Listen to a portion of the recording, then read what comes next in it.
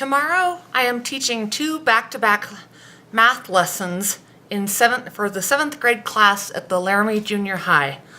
The reason for this approach is that they have a 90-minute block which covers 2 lesson periods.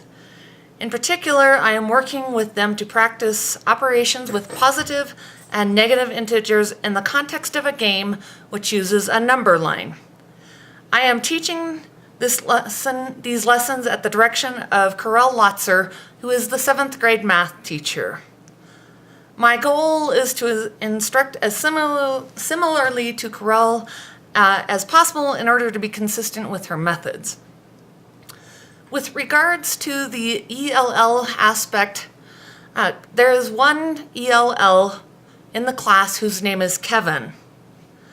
I have also observed Kevin in Dixie Brackman's ESL class for the same age group. Although I do not have a WIDA score for him, it is my observation and opinion that he is an advanced beginner English speaker. Although Kevin is the only non-native English speaker in the class, the terminology and mathematical sentences used are relatively new to all of the students. Therefore, I will review and instruct based on the fact that the math terminology and procedures are still fairly new to Kevin as well as his classmates. The materials that I will be using for the class are as follows. For each pair of students, and there are 23 total students, I will be using the teacher's manual for section 3.2.5 of their math textbook. Then for each pair of students, I will have 12 copies of the spinners for the game with instructions on the back. There will be 12 paper clips for spinning on the spinners, 12 10 blocks in different colors, and 12 dry erase markers with whiteboards for the students. I will also be making use of equity cards with students' names written on them so that each student has a fair opportunity to be asked a question. And then I will also be using the smartboard and computer to demonstrate how the game is played for this particular activity. If all goes well, I hope that students will gain confidence in their abilities to manipulate integers in order to win the game.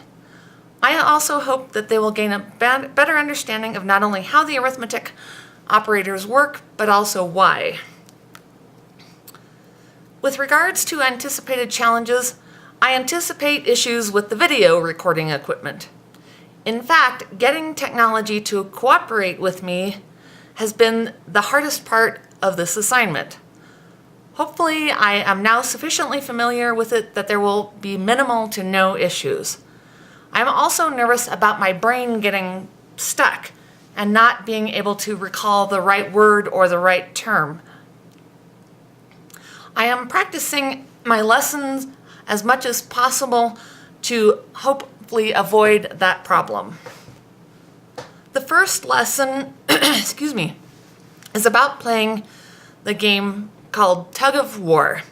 It uses a number line in which pairs of students compete against other pairs of students, or one-on-one, depending on the number of students in class that particular day.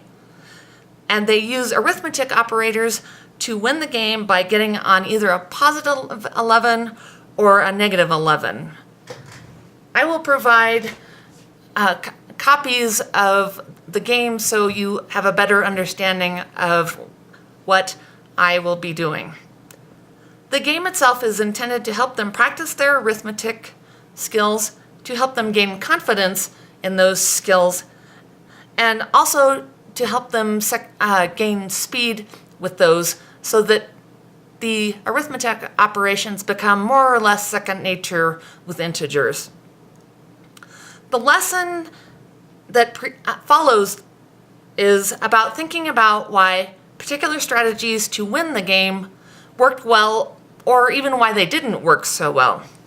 Additional questions ask students to think about how a particular starting point and a pair of numbers can be applied to win the game.